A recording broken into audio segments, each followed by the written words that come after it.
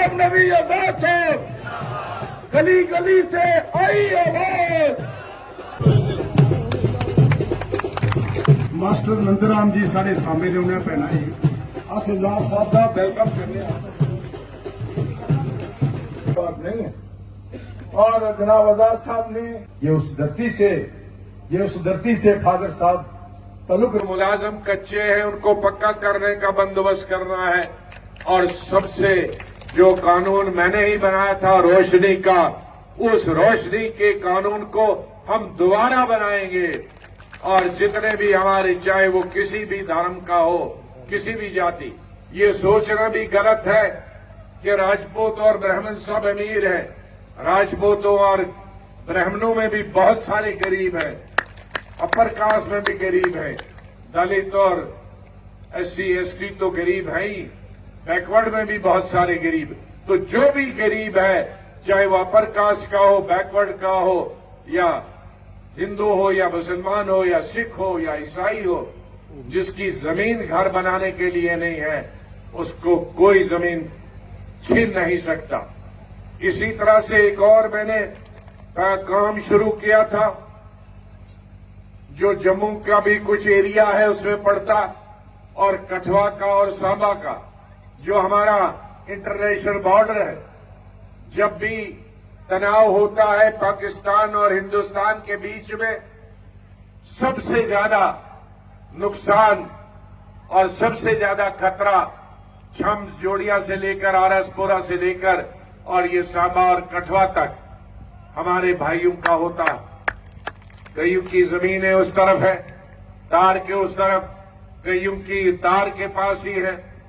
गोला बारूद से वो खेती नहीं कर सकते, गोला बारूद से उन घरों में उनके घर तबाह हो जाते हैं, मवेशी का नुकसान होता है।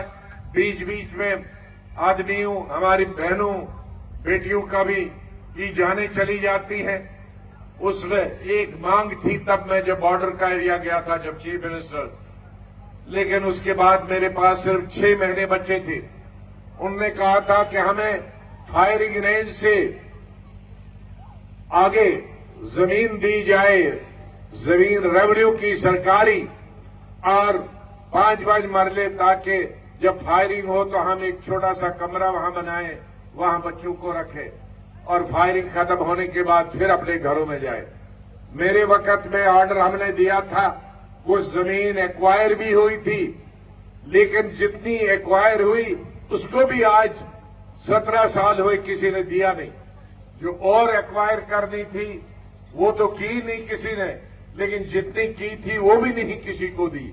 हम वो जमीन एक्वायर करेंगे, और जितने भी बॉर्डर के पास घर हैं, जो जद में आते हैं, जिनके पार की पाकिस्तान की गोला बारूद का शिकार होते हैं, हम उनको 5 मरले जरूर देंगे फायरिंग रेंज से, ताकि दूर, ताकि वो अपने परिवार को सुरक्षित रख पाए और माल मवेशी को भी उधर शिफ्ट कर पाए। जम्मू कश्मीर की आवाम ने आजमाया, उनको परखा, उनका काम देखा, इसलिए आज की दफा मेरे ख्याल में जम्मू कश्मीर के लोगों को नई राज्य सरकार, रियासत की सरकार चुनने में जितनी आसानी होगी, उतनी शायद कभी भी 75 साल में आसानी नहीं होगी। जिन पार्टियों को मौका नहीं मिला था 10 साल पहले तक, उन पार्टियों को भी 10 साल मिला हुकूमत बनाने का। तो अब कोई भी पार्टी जनता के सामने ये नहीं कह सकती कि मुझे मौका दे दो, मैं नया कुछ करके दिखाऊंगा, क्योंकि सबको मौका यहां की आवाम ने दिया।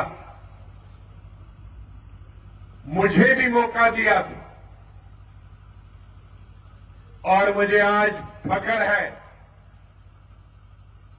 मुझे इस बात की खुशी है कि अब 2002 के इलेक्शन में मैंने अगर 5% वादा लोगों से किया था तो मैंने 1000% काम किया। जितने भी यहां चीजें गिनी चिब साहब ने और मिश्रा जी ने, मैंने इनमें से एक चीज का भी वादा इलेक्शन में लोगों के साथ नहीं किया था। ये तमाम चीजें वादों के बगैर मैंने कर दिया। तो मेरे कहने का मतलब है, हमारा अनुभव है, हमारा तजुर्बा है इस रियासत का कि जितनी भी सियासी पार्टियां हैं, अगर 100 वादे करते हैं तो 5 मुश्किल से कर पाते हैं, 95 नहीं कर पाते।